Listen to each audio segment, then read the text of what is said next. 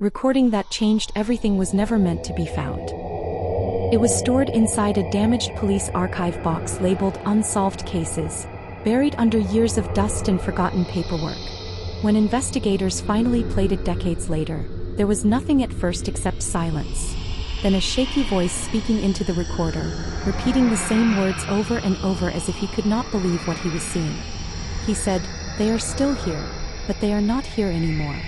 Then the recording cut to static.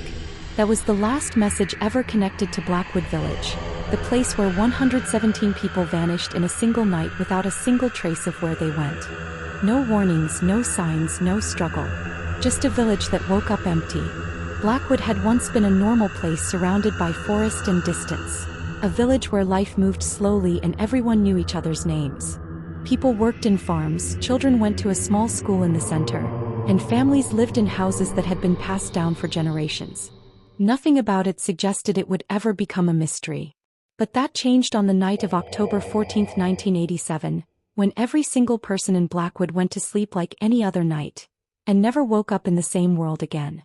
The first person to discover something was wrong was a delivery driver named Daniel, who arrived early in the morning expecting the usual routine. He expected voices, movement, smoke from chimneys, children running outside, and someone waving as he entered the village. Instead he found silence. Not the peaceful silence of a sleeping town, but a heavy, unnatural silence that felt like the air itself had stopped moving. The streets were empty, the bakery door was open, and inside the first house he entered, breakfast was still sitting on the table as if someone had just stood up and walked away mid-meal. The chair was pushed back, the radio was still playing, and a newspaper lay open to the date of that morning. But there was no one there to read it. As Daniel continued walking through the village, the same pattern repeated everywhere. Homes were untouched but empty. Beds were still warm. Toys were still on the floor. Tools were still left outside. Looked less like people had left and more like they had been erased while leaving everything behind. When authorities arrived, they searched every corner of Blackwood, expecting to find evidence of escape or disaster, but found nothing. No footprints leading out, no missing vehicles, no signs of panic, and no explanation for how over 100 people could disappear without leaving even a single trace behind. Then they discovered the one detail that made the case impossible to explain. Every clock in every house, every watch, every timepiece in the village had stopped at the exact same moment, 3:17 a.m. Not close times, not similar times, but exactly the same second across the entire village.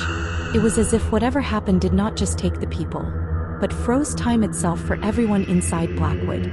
For years, the village became a forbidden story. People stopped visiting. Roads became overgrown. Houses slowly decayed under weather and silence. Locals avoided speaking about it because those who had gone too close often described the same feeling. Like something inside the village was still aware, still present, still waiting for someone to return. Some said they heard footsteps inside empty houses. Others claimed lights sometimes appeared at night even though no electricity worked there anymore. Then many years later, a man named Thomas moved into a house just a few miles away from Blackwood, not knowing that his life was about to become connected to the most disturbing mystery in the region. Thomas was not someone who believed in rumors. He believed in logic, in science, in explanations that made sense. When he first heard about Blackwood, he treated it like an exaggerated local legend.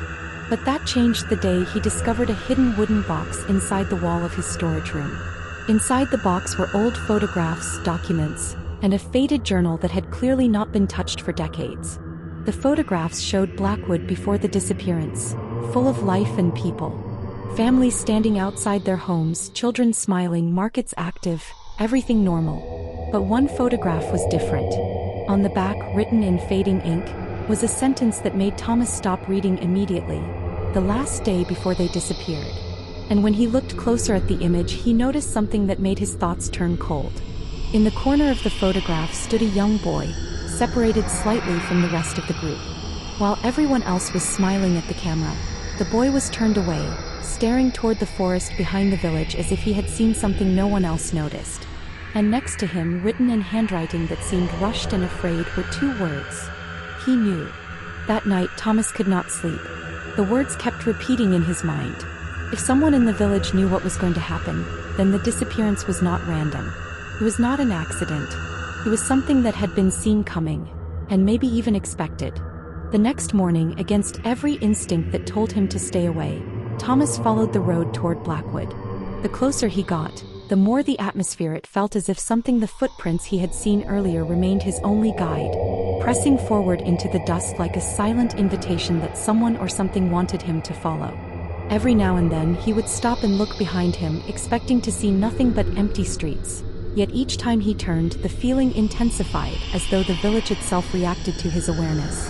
Even the air seemed heavier, colder, and strangely focused around him, like the environment was aware of his presence in a way nature should not be. It was at that moment Thomas realized something unsettling. Blackwood was not simply abandoned, it was aware of him, and whatever had happened here all those years ago had not ended. It had only been waiting. As Thomas walked deeper, he noticed something even more disturbing. Inside every house, time was not just stopped. It was identical. Every clock still pointed to 3:17 a.m. Every calendar showed the same date. Every room carried the same frozen moment, as if the entire village had been paused in time. And then he saw it. Fresh footprints in the dust, leading into one of the oldest houses in Blackwood.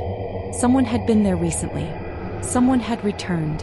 And whatever they were looking for, they were still inside.